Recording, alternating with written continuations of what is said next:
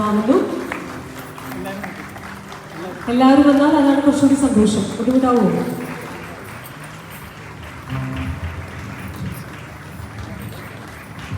കുട്ടികളെ കൂടി എല്ലാവരും ഒരുമിച്ച്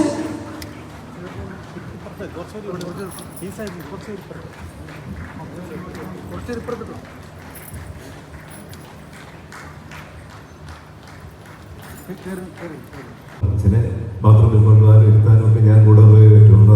കൊച്ചച്ഛൻ്റെ മരണം കഴിഞ്ഞ സമയമാണ്. അച്ഛൻ ആകെ ഭയങ്കര ഡെസ്പറേറ്റ് ആയിരിക്കുന്ന കാലമായിരുന്നു. അപ്പോൾ ദാസേട്ടൻ്റെ നിർബന്ധത്തിലാണ് ഈ പാട്ട്, ഈ കാസറ്റ് ഉണ്ടാക്കുന്നത്. അങ്ങനെ ഓരോരോ പാട്ടുകൾ കമ്പോസ് ചെയ്യുമ്പോൾ കേട്ടിരുന്ന ആളാണ് ഞാൻ.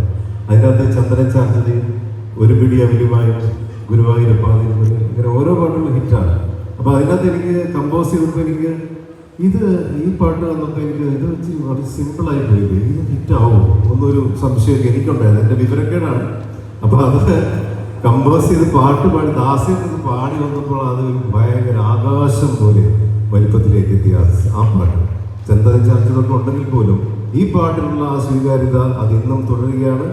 അത് ഈ നമ്മുടെ മലയാള സംഗീതം വരെ, മലയാള ഭക്തി സംഗീതം ഉള്ളിടത്തോളം കാലം ഇവരെ പോലുള്ള ഭയങ്കര സംഗീത വിദുഷികളായിട്ടുള്ള വിദ്വാൻമാരായിട്ടുള്ള ആളുകൾ പുതിയ ന്യൂജൻ ഭക്തി ഭജൻ സംഘങ്ങളിലൂടെ അതിലൂടെ ജീവിക്കുകയാണ്.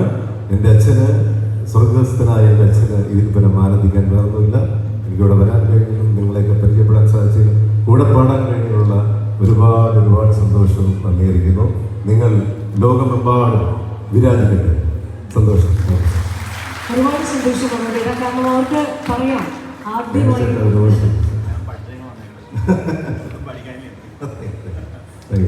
ആദ്യത്തെ ഓർമ്മിച്ച് വെക്കാൻ കഴിയുന്ന ഒരു കാര്യമാണ്. ഈ വേദിയിൽ ഒരുപാട് സന്തോഷം തോന്നി. മനോജേട്ടനോട് സ്പെഷ്യൽ സ്നേഹം പറയുന്നതോടൊപ്പം മനോജേട്ടൻ പാടിക്കഴിഞ്ഞു. സ്വാമിജി നമുക്ക് ഈ വേദിയിലേക്ക് വിളിച്ച്